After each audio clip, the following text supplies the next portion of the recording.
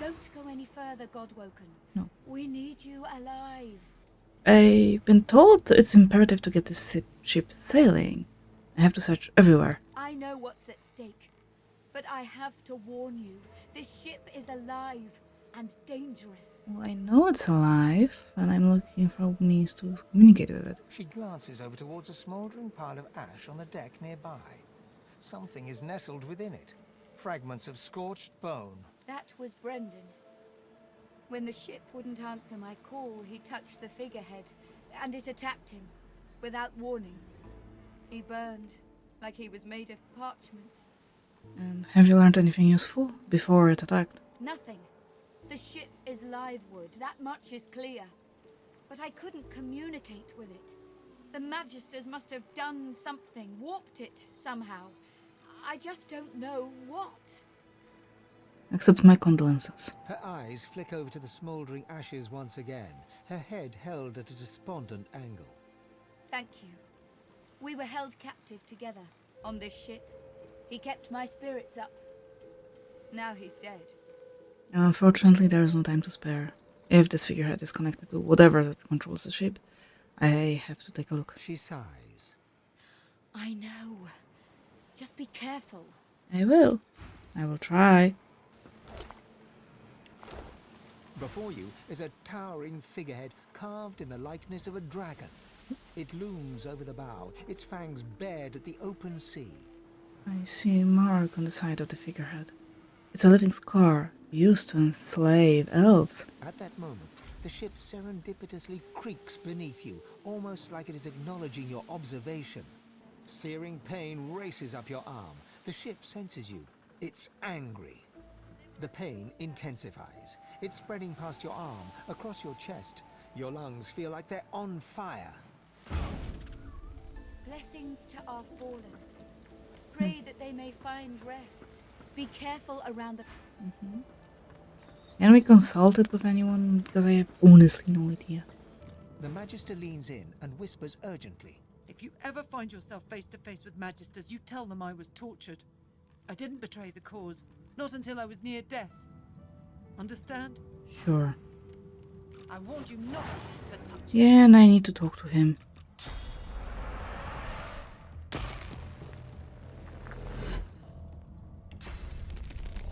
At least I won't have to lie. Where's my skill?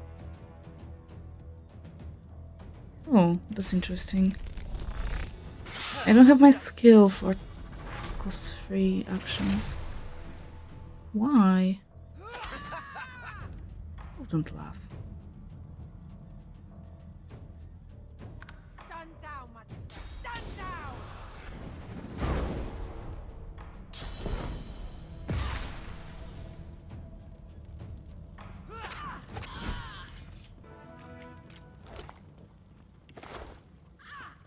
Get up. Bishop Alexander lies supine on a bare wire cot. Though unconscious, his eyes are only half closed. His swollen jaw hangs open at an odd angle. Someone has wiped the bishop's hands clean and folded them neatly over his abdomen. They rise and fall in shallow, jagged swells. Bruises swell beneath his eyes, and a shallow gash zigzags from his right ear down to his beardless cheek. Unconscious, he looks more boy than bishop. A beautiful six-sided gem rests on the bishop's chest, hung round his neck by an ordinary oiled rope. Oh, that's it. The gem sits heavily in your pouch. Thank you. That's all I needed. The door is still unmarked, though the memory of the face and its six-sided notch remains with you. Hold the gem you took from Alexander out towards the door. The anguished face appears once more. It dips its forehead towards you and waits. Hold the gem. A shudder of pleasure racks the figure in the door. It seems to breathe. All of a sudden, all anguish is gone. It gives you the sternest of looks. I am summoned. Speak the password. Well, my password seems to have changed. Ask, what is the new one? No. I demand the password on the authority of Dallas herself. The resurrected mind is as simple as it is stubborn. My answer remains as ever. No. Can I try it again? If you are not willing to cooperate, I will ask the other ones. No entry allowed. Please use the port side door. Listen up so I don't have to repeat myself again. I am not an entry door. Well, the password seems to have been changed. Can you tell me the new one now? Fine. Answer the security question. What's the security question? Current security measures forbid me from providing the security question. Before I can answer, you need to give me the password. The password is fortitude. Thank you. The face in the door is confused for a moment. Drat. Fortitude. Thank you. This is the stateroom. Authorized personages only. Speak the password. Fortitude. Yes, and yes again. The word is spoken. Welcome to the stateroom. Thank you. Oh, Just one more moment, please. where are you? He clicks together two halves of some type of gauntlet sitting in his lap and turns his full attention to you. A curious smile plays across his lips as he takes you in. An undead, eh? Wonders never cease aboard this vessel. But beggars can't be choosers, I suppose. Especially when it comes to their rescuers. To whom do I owe my thanks? What are you doing? Oh, is that an armor you're working on? Armor?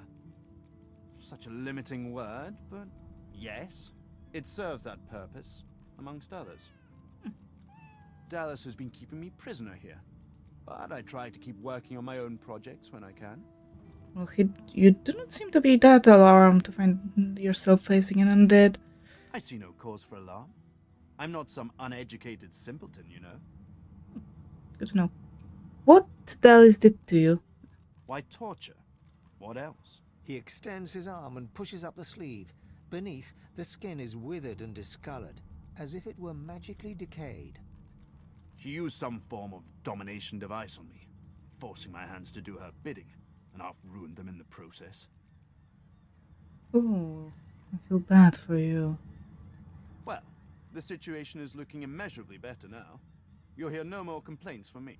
Good to know. So why don't you tell me all about my valiant rescuers? To whom do I owe my thanks? Well, I am simply someone who knows the pain of confinement. I suspect there is very little that is simple about you. But perhaps those questions are best left for another time. Perhaps yes. I ought to continue what I'm doing here. Unless there was anything else? What exactly had Dallas had you do in here? I have particular skills that she sought. Healing, crafting, and more arcane magical practices. She had me enchant a dead cat, for instance, so it would seem alive. Oh. He clicks the gauntlet into place around his withered forearm, his eyes on you the whole time. But that damn contraption that she used on me seems to have fogged my memory. The rest is a blur. You enchanted a dead cat. It surely does sound like a necromancy. No! Necromancy is an unsavory practice. Surely you, above all, understand that. Dragged back from your slumber to live some sort of half-life. The cat is a cunning illusion that I devised. Nothing more. His face abruptly creases into a smile. But come now. Enough of Dallas and dead cats. You've taken this ship and granted my freedom. This is a happy moment. Hold on, I'm not done with questioning. What else did you do for Dallas? I'm afraid I cannot tell you what I do not remember. Could you pass me that copper wire just there? He takes the copper with a nod of gratitude. His sleeve slips back, above his elbow. In its crook, you see part of a tattoo. A pattern of concentric circles rendered in black. Perhaps my memory will come back with time. But for now, I'm afraid there's little more I can add. As you wish. The ship is immobile. Do you know what might be causing that? Dallas didn't tell me anything if she could avoid it. But I did overhear her practicing an ancient lizard dialect. Significant, perhaps, don't you think? I've heard the lizard could use certain songs in their language in order to exert control over slaves. Indeed. Perhaps you should look about. There might be something of the sort that you could use to that effect. That gauntlet you're working on, is this some sort of Magister's piece? Something you took from them? Took it? No, no. I made it. Have you seen the kind of metalwork the Magisters deploy? This is in a different class to them. As I said, the Magisters left me weakened. But this will help give me the strength to carry on my work. What can you tell me about Dallas? Despite what she did to me, I can't help but admire the woman a little. She's unwavering. She will break before she bends. If you cross paths with her, be sure to break her. I doubt you will get another chance. Okay. Does the cat know something? Maybe. I'm a monster. I click and clack as I stalk my prey. My tail rattles like a snake's. I suffer. Are you Dallas's cat? Mumsy? Is she here? Mumsy, where are you? 'Tis I, Booply Bear. I am quite changed, frightened. Well, Dallas sent me. She has to get this ship moving. You? She sent you? Yes? The cat begins to purr and rub itself on your ankles. Any friend to Mumsy is a friend to me. I believe the song is around here some. Where should I look? Oh, I don't know. In the direction of over there. You. The cat purrs, an eerie clicking sound. Tell Mumsy to come back soon. Now that I am but bone, I'm too light to trip the moving door. I'm sure there's a rat back there. Oh, Quirkus, don't be like. Oh, healing potion. I was looking at his bone structure for academic purposes. There's nothing to be jealous This. of, honestly. Maybe the notes. Tarek's down it again. Dusty tome. What's this? This is written in ancient lizard script. Whoa!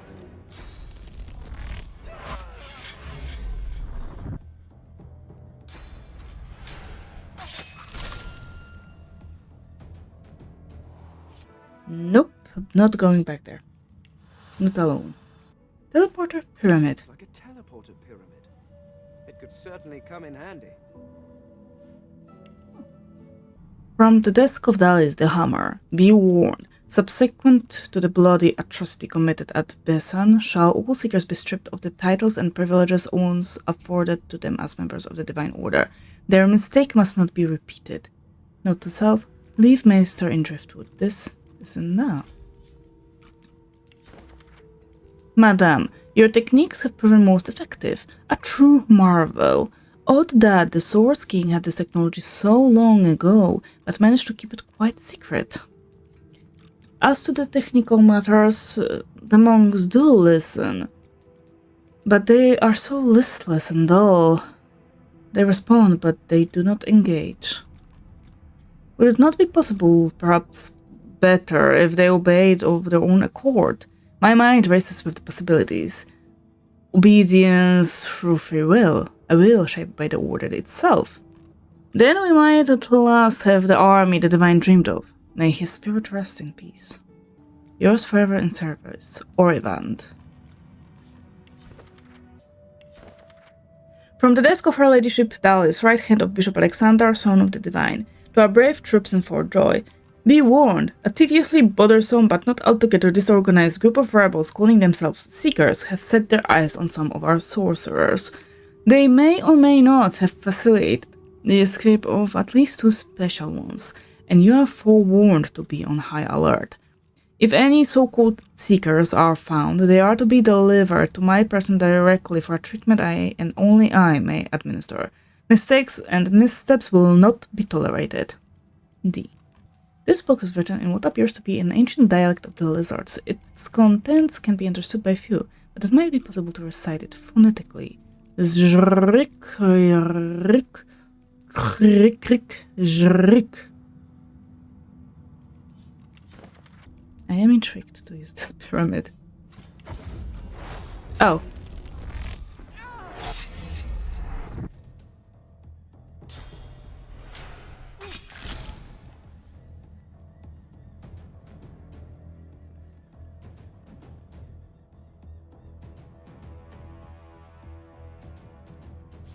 Another pyramid.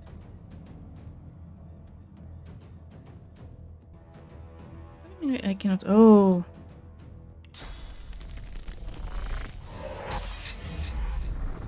Run. Yes, I will be hit, but I can run. And never come back there again. Sindelius, hear my prayer. Show us the way forward. Deliver us from peril. The figurehead looms ahead, continuing its silent watch over the seas. The deck beneath you groans and trembles, like the ship itself is awaking from a slumber. A deep sigh emerges, unmistakably the sound of a living being. You are not the witch. You are not Dallas. No, I'm not. You sang the song. Now you must decide my fate. Are you to be my new master? I want to know more about who or what I'm talking to before I come to a decision. Ask. I am here to serve in all ways. I've heard that live wood came only from ancestor trees of an elven homeland. But those forests were sacrificed in the wars of the previous generation. Sacrifice. Our home was stolen from us. Magisters destroyed our way of life to end the war they started. Then they uprooted me and they tore me apart and turned me into this monstrosity. I sense great pain. The loss of our rich elven life and afterlife. Torn apart and scattered throughout the beams and masts of a warship. The bow of the ship creaks downwards on the swell of the ocean. In the breeze above you, the faintest hint of what might have been a melancholy sigh. Once, I was an elf. I passed away and was reborn as an ancestor tree. In a beautiful forest surrounded by kin of both flesh and root. But that time has passed. I saw that forest reduced to a dead place. Then I was taken away. My memories were lost, like the leaves from my branches. I'm ready to make the decision. The creaking of the ship beneath you ceases, as if it were awaiting your decision with bated breath. I am no slaver.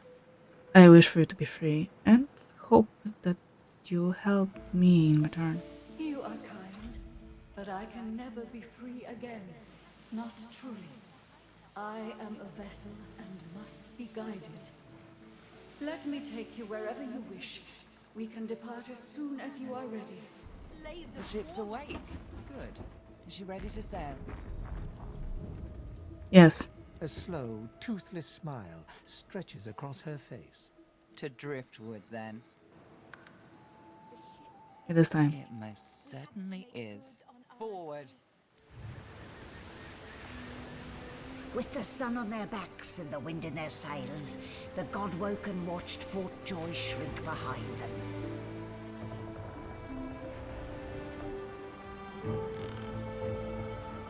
But their capture of the Lady Vengeance had not gone unnoticed.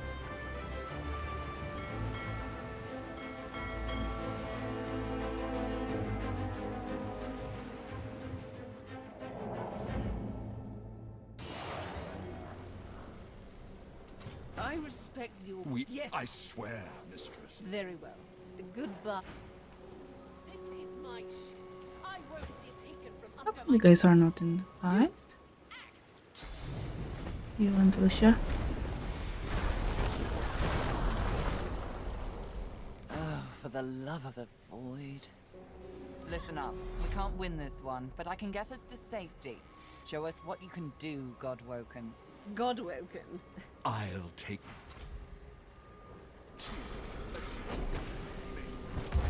Great beautiful blaze. Stop that elf! Her sorcery must be silenced!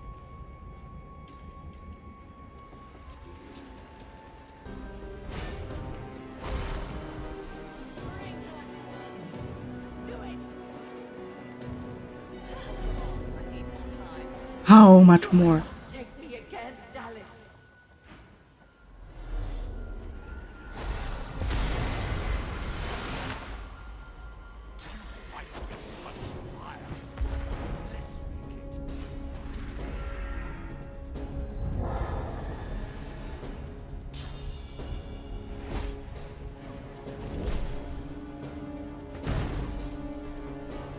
I am probably sure Lady Vengeance did something.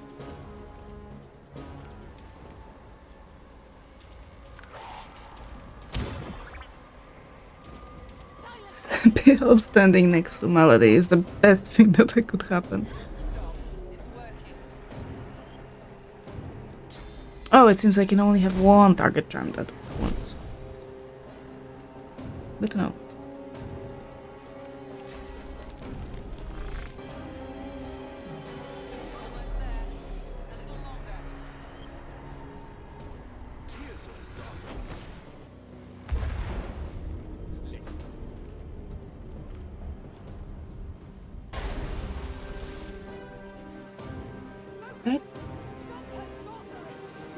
I don't think I did something.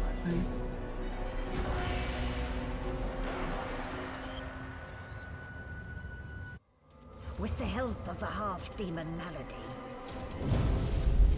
the Godwoken escaped through the veil that separates life from death. The air here has a familiar smell, like the place you grew up. Old memories begin to well within you, but the sweet sour smell of decay suddenly punctures them.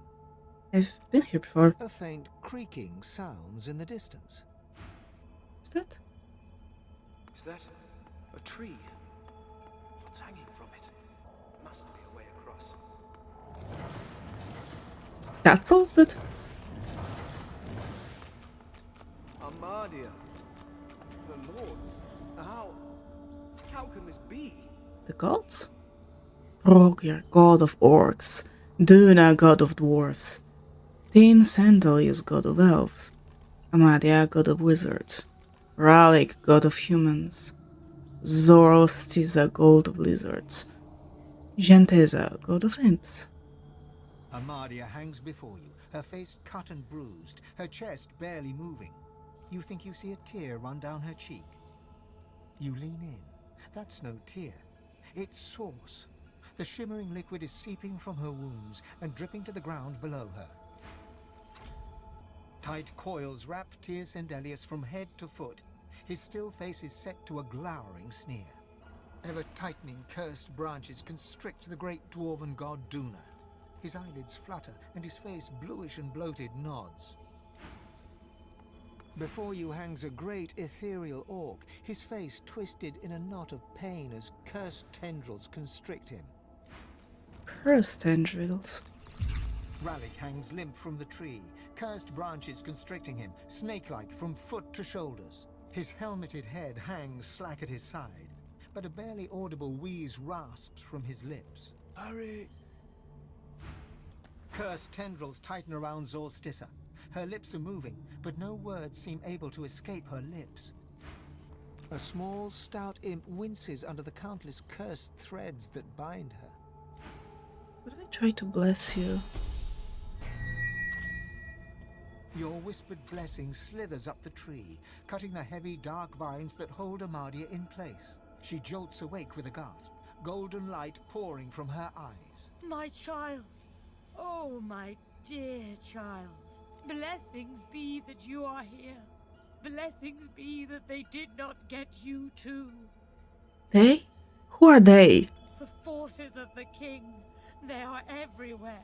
They are everyone. Please step carefully, child. Trust neither king nor pauper, baker nor warrior, traveler nor friend. We may only trust in each other. And I do trust in you. That is why I chose you. You have a pure soul, even the others. She pauses, looks over her shoulder and sees the others hanging from the tree, all but lifeless for the first time.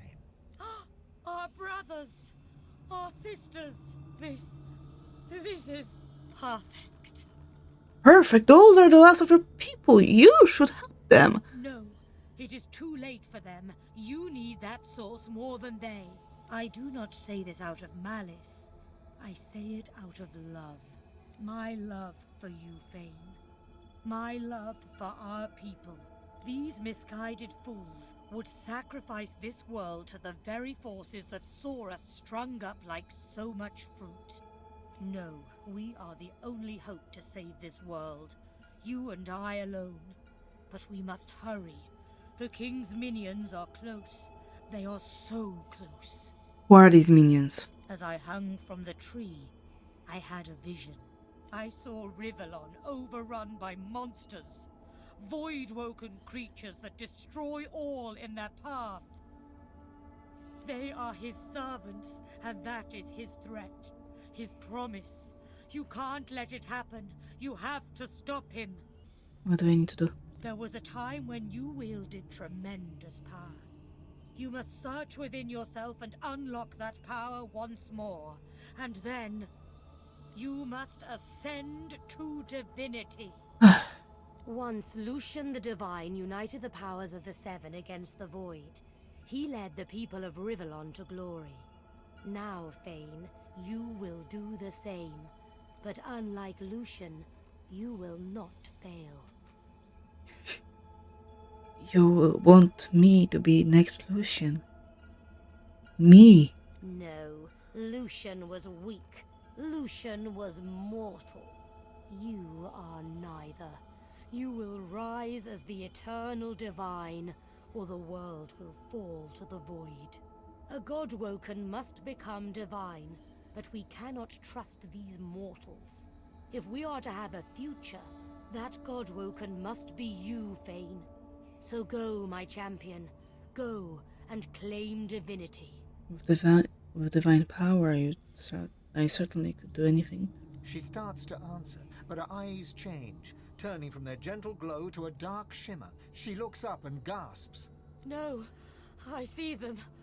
The servants of the king, the forces of the void. And they're here. Fly, dear Fane, fly! White-hot cold pierces your heart like a blade. You are frozen to the spot. The burning ice pumps through you like a curse, and then...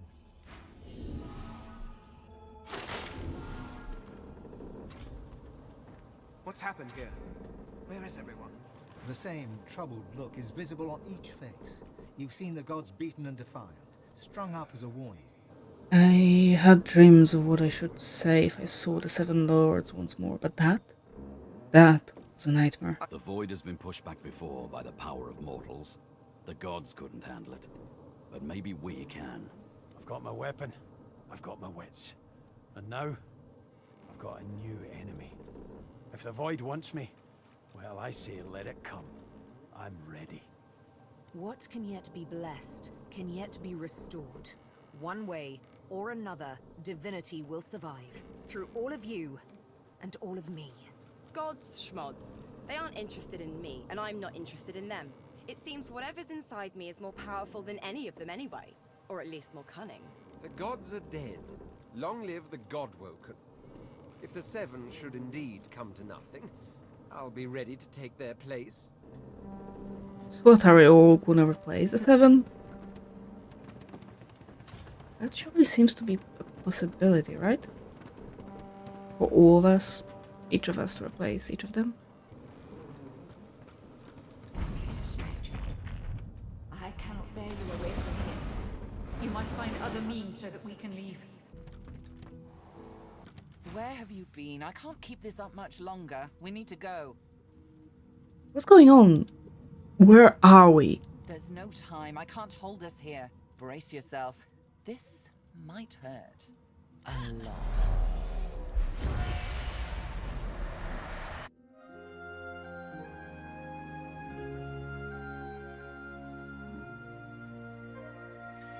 The chill of the Hall of Echoes clung to the Lady Vengeance as it returned to the shores of Reaper's Coast.